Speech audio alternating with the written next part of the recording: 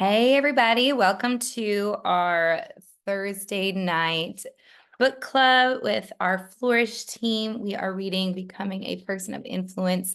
And I'm excited because I've been wanting to read this for a while. It's been on my list. So I'm excited to read it with everybody and hear everybody's insight on it. I know we got started last week and we already had so much good meat going. It felt like in the first chapter and the intro. And so I can only imagine where we're going to continue to go from here in this book. It's just been so good. A lot of these I've read them before, but this one I have not read this one. So it's been really fun to be able to do this with you guys. So chapter 2, we are talking about nurturing other people and through motivation. So motivating people by nurturing them. So when we're talking about nurturing, I like how he said, when you think of nurturing, you think of like a mother feeding their children or sorry, let me turn that off. There we go. A mother feeding their children and holding a baby and just really nurturing and giving that child everything that it needs. And so he kind of goes through some basic, almost like emotional needs and mental needs, I guess, that humans have. We obviously all have our physical needs, but there's specific emotional and relational needs that we have as well that help us to be able to see the value in ourselves, feel encouraged so that we can go further and go beyond what we even think is possible. He starts to go into, so I'm going to start at the beginning. I highlighted so much that it's almost like overwhelming sometimes. Like, where do I even want to start?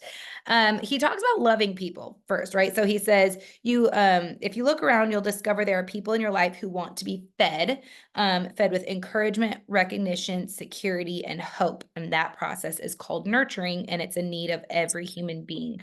Encouragement, recognition, security, and hope. And he says you cannot antagonize and influence at the same time. And I think that this chapter is so important for us who are leading teams. So whether you have one person on your team or if you have 1,000 people on your team, it doesn't matter. You're leading somebody and you have somebody that you are responsible to nurture and love well and serve well, right? So different ways that you can love those people. Like I said, he goes through encouragement, and I think encouraging our team and really showing how much we appreciate them and the value that they bring. And he talks a lot about calling out their potential. Towards the end of the chapter, he says that if you talk to somebody the way they are right now, that's discouraging to them. But if you talk to them in the way that you see them in the future, if they keep working on themselves, that's actually what encourages them to be that better version of themselves. And so encouraging your team and leaning into that, we've talked about this on, I think, a few different team calls, but if you can really talk to your team as if they are already a diamond, right? So every time somebody joins my team, I'm like, okay, what does the best version of Connie look like? What does she look like down the road? What does diamond version of Connie look like? So that I can get a grasp on what is in their future and what I see in them. A lot of times you don't realize what you see in people until you start looking at what is the best version and the diamond version of this person look like. And then you'll realize, oh goodness, these are some of the things that I see in them, with the potential that I see in them, and the things that I see in their future for them. And write those things down. And those are ways that you can really encourage your team and call those things out in them. Because if you can help them to be able to visualize it and see it the way that you do, they're going to feel more inclined to work and self-motivate if they know that that's what they're working toward. If you can't see it for them, chances are they can't see either, because you have to remember you're further down the road than they are. So if you can't see what's in their future, they can't see it either. And so encouraging is such an important part of what we do. When he talks about recognition. Recognition was one that I was like, this is something I know for me that I've said in the past is that I want to get better at as a leader, is just recognizing my team and shouting things out. This is why we do those graphics when they, achieve something, is because that's recognition. That's recognizing their efforts, and it's recognizing the results that have come because of their efforts, right? If you have a team member that hasn't, say gotten an incentive in the last 3 months or so or whatever, maybe start looking for ways that you can recognize activity that they've done, or the ways that you can recognize value that they bring to the team, or ways that find different ways that you can recognize them and shout out that thing so that you're giving them recognition. Yes, Shelly says, notice how they're showing up. Like there's different ways that you can recognize people, not just based on their results, but based on their activity, based on the work that they're putting in, based on some of the value and some of the things that they bring to the team. I think that's important too. So not just recognizing people for their results, but recognizing people for their efforts, I think is so, so, so important. The other thing that I kind of chuckled at a little bit was when he says, if you nurture others but allow them to become dependent on you, you're really hurting them, not helping them. And we were literally just talking about this the other day, when I first got started, and I would be asking Jamie and Emily stuff, and they'd be like, you got a team page, find it, find the answer. And I'm like, just tell me the answer. Like, I'm trying to figure this out. And they're like, we have a team page full of resources. Go find the answer. The answer is in there. Or, corporate has this YouTube channel full of resources. There's answers in there. Like, there's so many places that you can find an answer. And at the time, I remember being so frustrated by it because I'm like, just tell me. I'm trying to do this thing. Just tell me. But I now know so much about being independent. I feel like I could run if something, Lord heaven forbid, something happened to my upline tomorrow, I could run this business completely because I know where to find the answers. I'm an independent worker. I can take initiative. And it's because my leadership has raised me up to be independent. They've raised me up so I'm not so dependent on them. They've raised me up so that I can effectively lead others and I don't have to have them holding my hand the entire time. And so I think when you're leading your team and you're coaching and you're showing people the way, keep in mind that you are raising them up to be independent. What did he say? For growth and independence. And so I think about like my own kids. When I'm raising my kids, I'm not raising my kids to need me all the time. I'm raising my kids to be functional adults in society that contribute to society well when they grow up. And so there's a lot of things that, yes, I would love to just get this chore done quickly and just have it be done. And then I don't have to worry about them doing it and it's done well and whatnot. But that does not teach them growth and it does not teach them independence. It doesn't show them that they can do these things without me. And so you have to really, it feels like more work, honestly, in the long run. I'm sure there was a lot of times where Jamie and Emily just wanted to just give me the answer so I could move on and get things done quickly. I could whatever, but they knew the long-term game. They knew that meant if they nurtured me to a point to where I was so dependent and so clingy to everything, I needed them for everything, I wasn't going to grow effectively. If I'm nurturing my kids so much and not allowing them to learn and grow and do things on their own and make healthy mistakes so they can fail forward and learn those things too, they are also not going to grow. They're not going to be able to function and be a contributing part of society the way that I envision for them once they are adults. And so keep in mind when you're coaching your team that, yes, we're encouraging them, we're giving them recognition, but we are not coddling them. We're not going to give them all the answers. We're not doing work for them. It's their success is their responsibility. You are just there to light the path and show them what that looks like. And then he talks about loving your people well. Without love, there can be no connection, no future, and no success together. I think just this whole chapter really could just be summed up in like serving your team and loving your team enough to help them grow, right? So that's how I would essentially sum this entire thing up.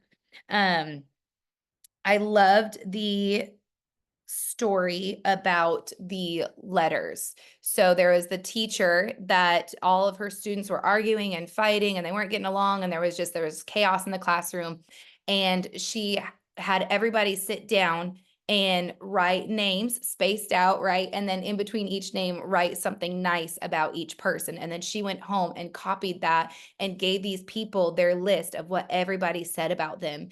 And come to find out, they carried these papers into adulthood because it meant so much to them. It was so important to them to have that encouragement and just for them to know how other people see them in such a beautiful light. And so I thought that was so powerful. And it brought me back to I went on a retreat, gosh, it would have been like 15 years ago at this point, almost 20. And one of the days they had everybody go down and just write something that they really felt, encouragement or something from the Lord or whatever. And they had them, we put them all in each other's buckets. And I still have that bucket. And every once in a while, I'll come across it and I just read those notes and I find myself just grinning ear to ear because I'm like, my goodness, like even 15, 20 years ago, before I had even put in all this growth and had really amounted to much of anything at this point, people saw these really awesome things in me and they were encouraging to me. And it's so cool because I've been able to take those words and carry them into that next season or that next chapter. And so I can totally attest out of experience to the fact that encouragement and recognition go so, so, so far. Oh, there's that quote. Treat a man, that was the one I was talking about earlier on page 53. Treat a man as he appears to be, and you make him worse. Treat a man as if he already were what he potentially could be, and you make him what he should be. I love that. That is so, so powerful. Call people out in what you see in them and start talking to them as that person and start encouraging them in that. And then of course there's the checklist at the end. I don't know if you guys worked on your checklist from last week at all. I did try really, really, really hard to put some of the things into place. So do it. I know I struggled the most last week. So do what you should do before you do what you want to do. That was the one I struggle with the most. I like to do all the things I want to do. And I'm like, oh, I should do those things. So I'm working on doing those things first.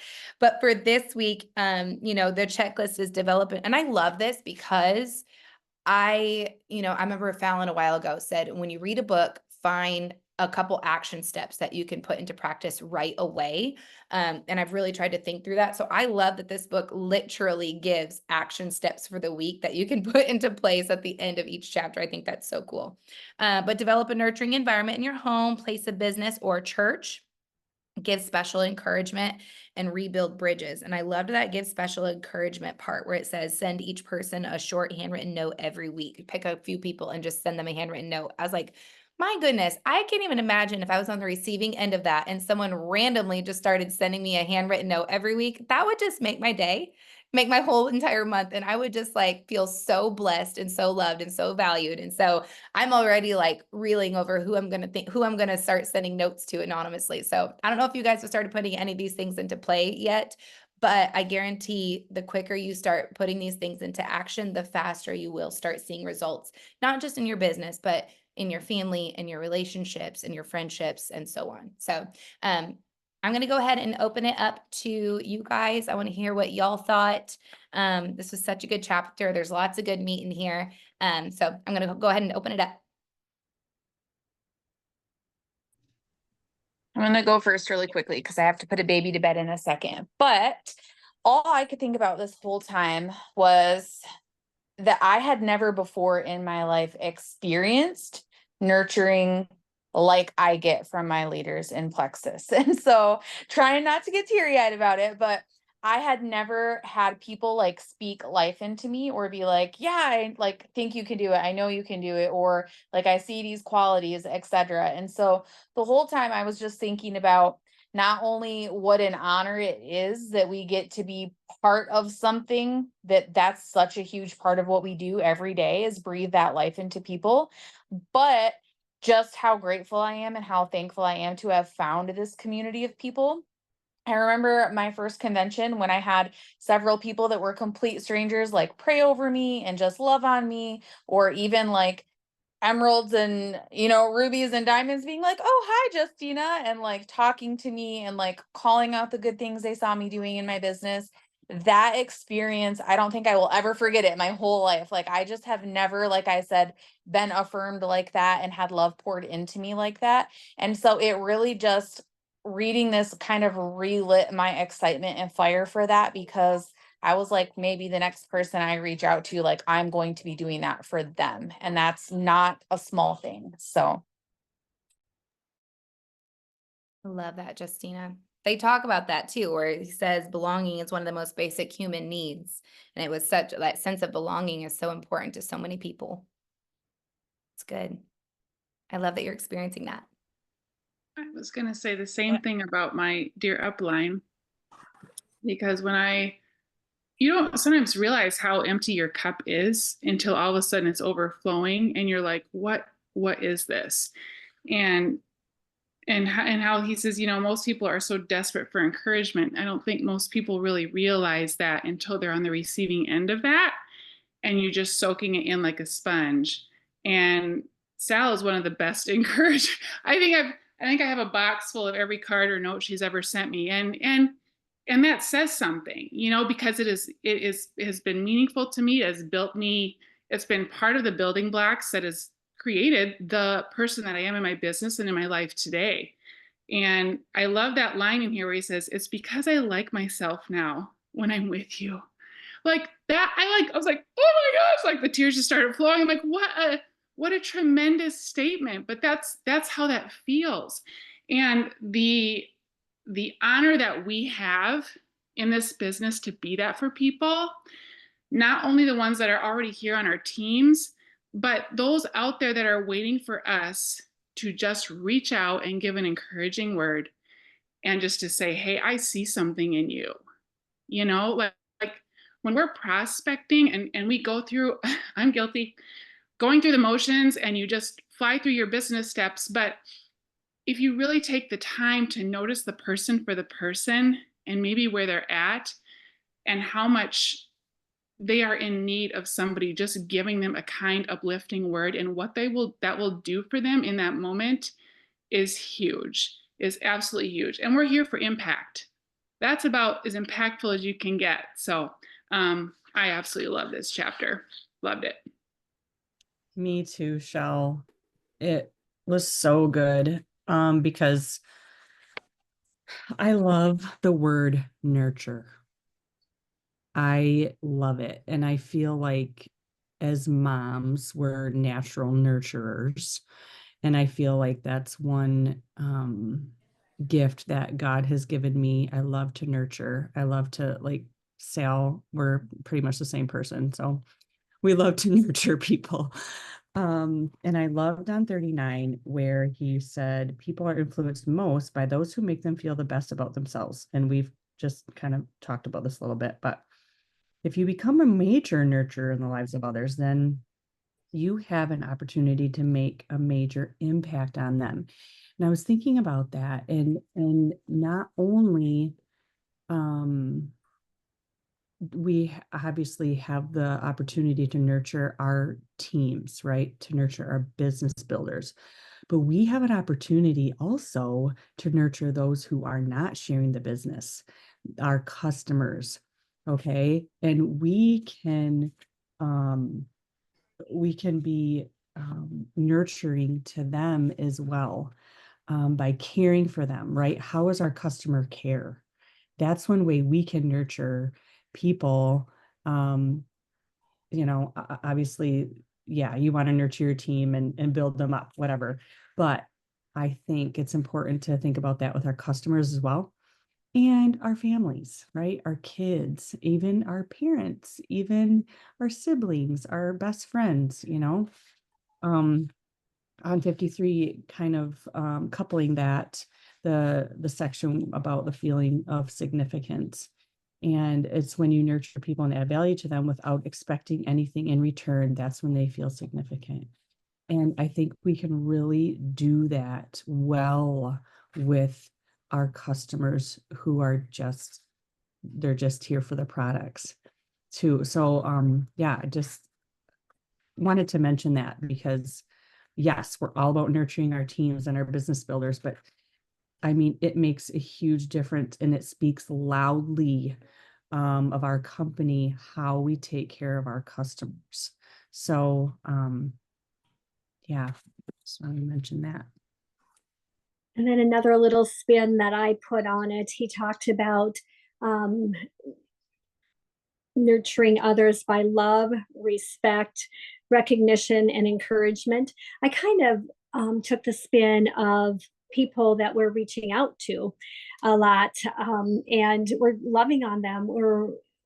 But yet we don't want to do it for what we can get out of it. We want to do it for how we can help them. And I loved this phrase. He said, "It is oxygen to the soul." We can't live without oxygen. So how can we live without that encouragement? That is like the oxygen to our soul and to our body. And so I really, really, really like that. And then the other part of it is this is what God commanded us to do. I mean, he said it's more blessed to give than to receive, in Acts. And in Corinthians, he talked about he loves a cheerful giver. And again in Corinthians about you have to excel in the act of grace also. So it's not just what John Maxwell is telling us to do, but even more importantly, what God our Father is asking us to do in life.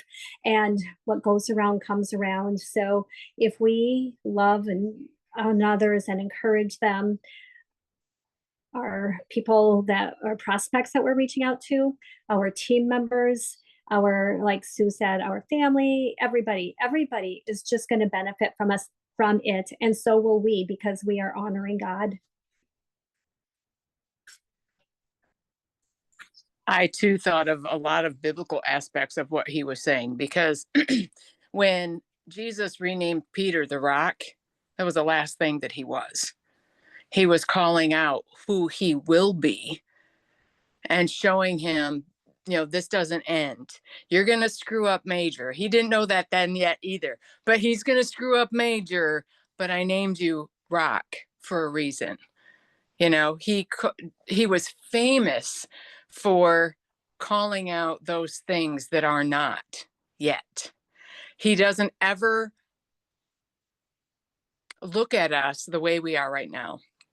And I know I find sometimes you wonder why. You're like, but when you tell your children, like, you can be anything if you just put your mind to it. You can do anything, and granted, we could get into the whole, well, not everybody can do everything because you blah, blah, blah, blah. When you give somebody that type of respect and that type of that hope, I've like read through chapter 4 or listened, so I'm not sure where this falls in all of this, but he said you can live 40 days without food. You can live 4 days without water. You can live for something with some, but he was like, you can only live 4 minutes without hope. And it was like, man, so the hope that we instill in people, again, not just a biblical principle there. Not just for business and whatever, it's with everybody. When you allow, because I know a lot of people who do not see that greatness in them. And I'm doing a study with John Bevere, and he said, God has put greatness in every single person. Every single person is called to greatness, from the smallest to the greatest, to the richest, to the poorest. It does not matter what you look like. God has put that in us. So I don't know, it's been just rolling around in my brain. And I'm not sure if this is the chapter or not, but he talked about Napoleon, and knowing that, and I've heard this many times before. Napoleon had so many people willing to die for him, even if they didn't necessarily agree with his politics or how he did it. They were willing to go to war with him and die for him, because he could go to the lowliest private and say, hey, John, how's your wife Betty doing? And just to be known by someone like that, these guys were like, oh my gosh, he still remembers my name. Or maybe they never even met him before, but he knew who they were. We all want to be seen. We all want to be known. That's that recognition, So anyway, that's kind of where my brain was all over about that.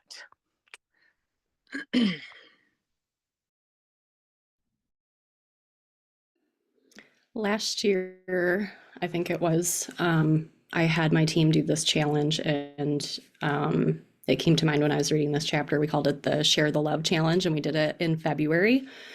And we basically, like, we printed off our friends list, and we didn't stop doing our IPA. Like, we kept doing our daily activity. But in addition to that, I don't remember how many we did, maybe like 10 extra messages per day, where we would go to people on our friends list and we would connect just to encourage them and to share love. And if you don't feel like nurturing comes naturally to you, that would be me. That was not my natural thing, but I will tell you, it's a muscle, and you can learn, you can build it, and you can learn how to do that.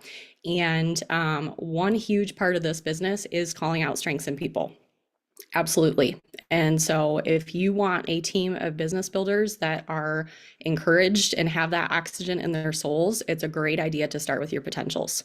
So go through, and you can do this if you want, but what we did is like 10 people a day, go to their page, and just, I think it's really important to be real with people. So don't be weird. Like, if you don't actually know them very well or whatever, like, don't feel like it needs to be this big grand thing, but hopefully, like you saw in this chapter, just even little things made a really big difference.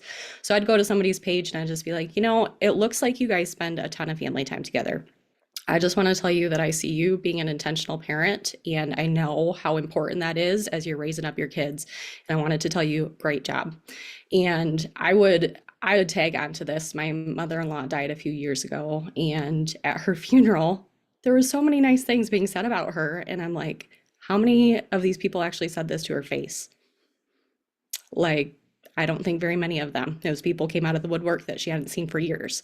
So I always tell people that I don't want to let time pass without encouraging other people and just calling out those strengths. And so, look at maybe intentionality. Maybe they share their faith, and tell them you admire that about them, whatever. Just be real, even if it's something small. And if you have no idea, something that I've done is I just pray and I ask God to give me eyes to see what he sees in that person, whether it's somebody I don't know, or even like for your business builders or people that you're closer with. God, what do you see in them? Kind of like what Becky said, like the Lord sees, right? He knows your identity and who you are. And so you can pray and ask him so that you can call people up higher in your life. So I think I did a post on the team page detailing that more. So if you want to look at the Share the Love Challenge, it's on the Flourish page. So yeah.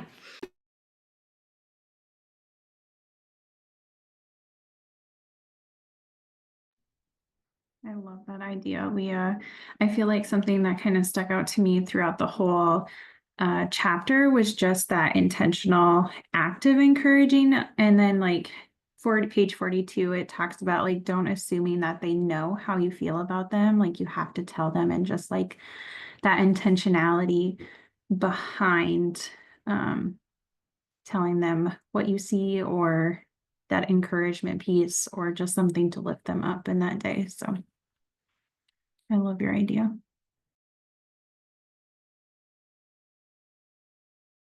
Yeah, I was just going to mention too, I loved that you did that last year. And I think that I had done something, because I saw that you had posted it. And so I had done some of that too. And I just love that. I love encouraging people. So that was just right up my alley.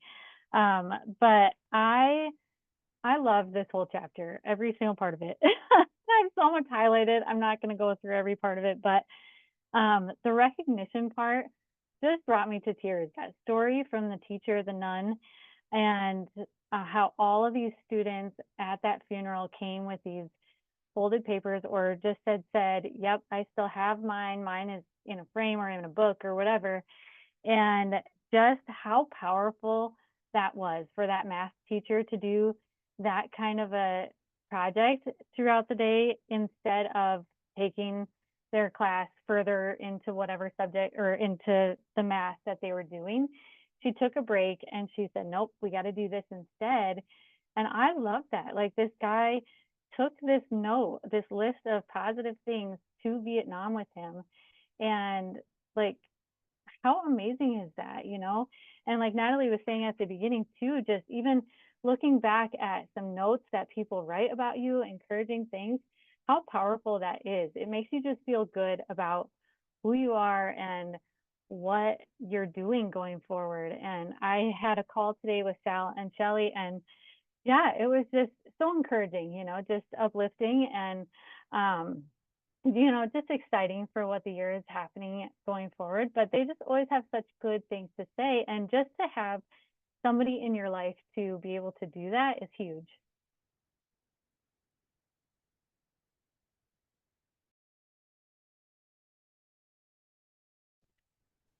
I'll just share. Yeah. Oh, go ahead.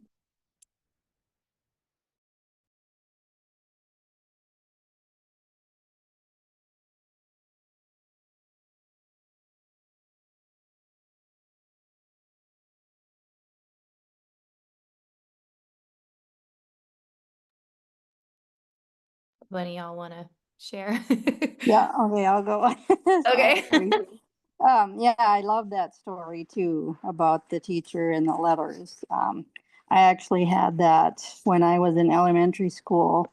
A teacher had written to each of us students calling out, what she saw in us and that. And it sticks with you because it's a positive, knowing that you have the potential to be what you want to be. And then on page 47, that quote that says, "Flatter me and I may not believe you. Criticize me and I may not like you. Ignore me and I may not forgive you. But encourage me and I will not forget you." So yeah, it makes a big impact on everyone who feels that encouragement. So yeah, I really like that.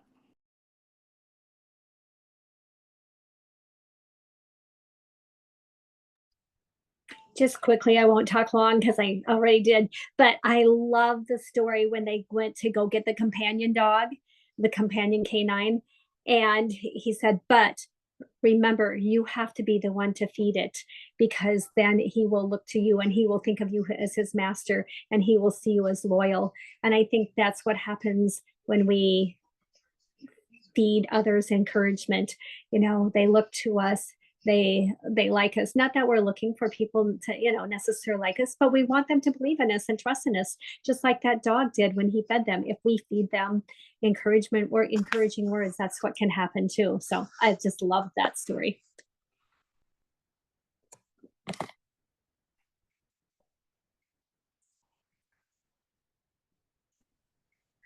Really quick, I'm just going to talk about 52. It says, for most people, it's not what they are that holds them back. It's what they think they're not. And I would have to say that this community has seen things that I never saw in myself and have pointed that out and have been so good about teaching me how to do that. And I am learning every conversation that I have, every call that I have. I'm learning more and more about how these women, how you all you encourage to the nth degree. And I had a lady reach out to me, a friend that I was talking to, and she said to me, she says, we used to go to these retreats, these women's retreats, and I really loved doing that with you. Could we do that? And I said, you know what? You need to come to Plexus you need to come to Super Saturday with me, because you're going to get the same feel, because these are sisters in Christ that love me and love on each other in such a unique and beautiful way. And I said, I've got all of that, and that's why I do this. And it just made her think. She's like, wow. So y'all are just top notch.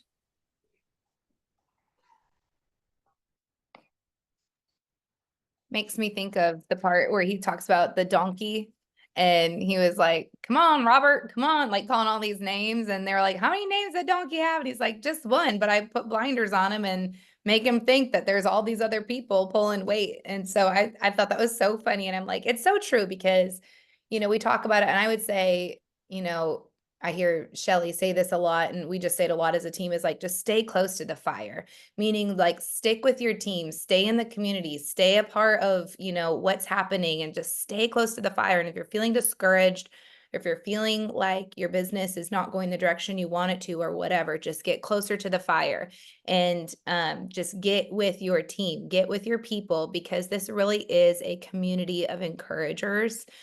This is a community of people that just love to see each other grow and love to see each other succeed.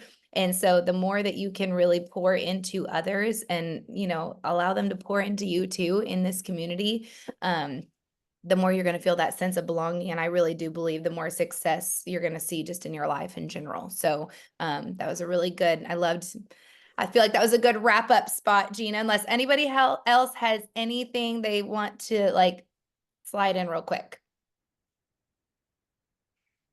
No? I hear somebody. Okay. All right. Awesome. All right. We're going to go ahead and call it a night. Remember that next week we start book club on Tuesday. So we will not be meeting on Thursdays anymore. We will be meeting on Tuesdays. So we have our team call with Inspire Wholeness at, it's 8 o'clock my time, 9 o'clock Eastern time is what we usually go by. And then book club immediately following, right? Am I getting the times right with the time zones? Okay. I have to remember, like, I'm in a different time zone than y'all. So 9 p.m. team call, and then following right after will be our book club. So I'm excited about this. I hope you guys are excited about this, so we can just meet together and get all of our really good thoughts out all at once. And so we will see you guys on Tuesday.